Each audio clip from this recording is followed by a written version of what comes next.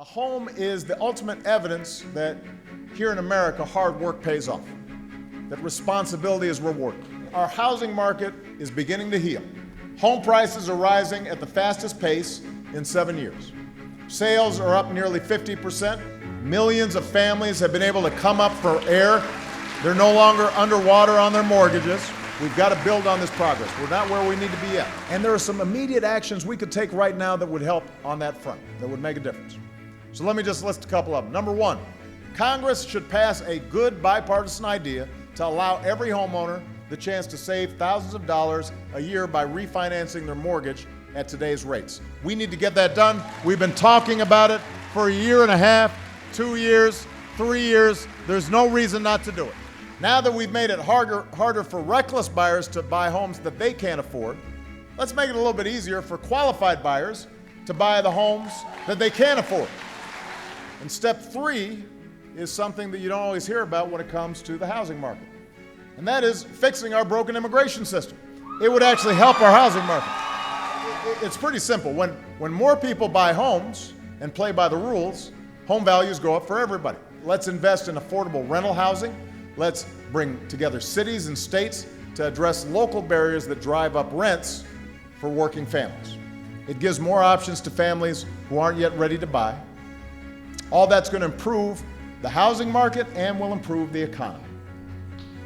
But, and this is the last key point I want to make, as home prices rise, we can't just reinflate another housing bubble.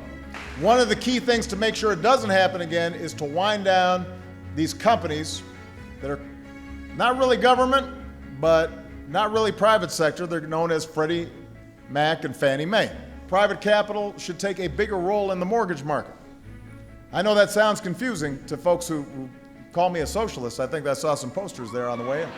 I believe that our housing system should operate where there's a limited government role, and private lending should be the backbone of the housing market. And that includes, by the way, community-based lenders who view their borrowers not just as a number, but as a neighbor.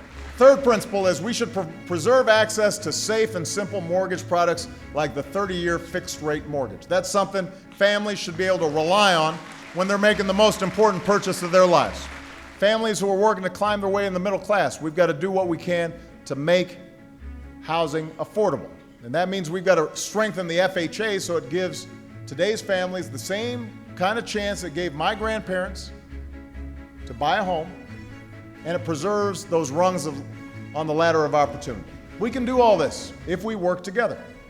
And it won't be easy, but if we take just a few bold steps, and if Washington will just end the gridlock, set aside the slash and burn partisanship, actually try to solve problems instead of scoring political points, our economy will grow stronger a year from now, 5 years from now, 10 years from now, and as long as I've got the privilege to serve as your president, that's what I'm going to be fighting for.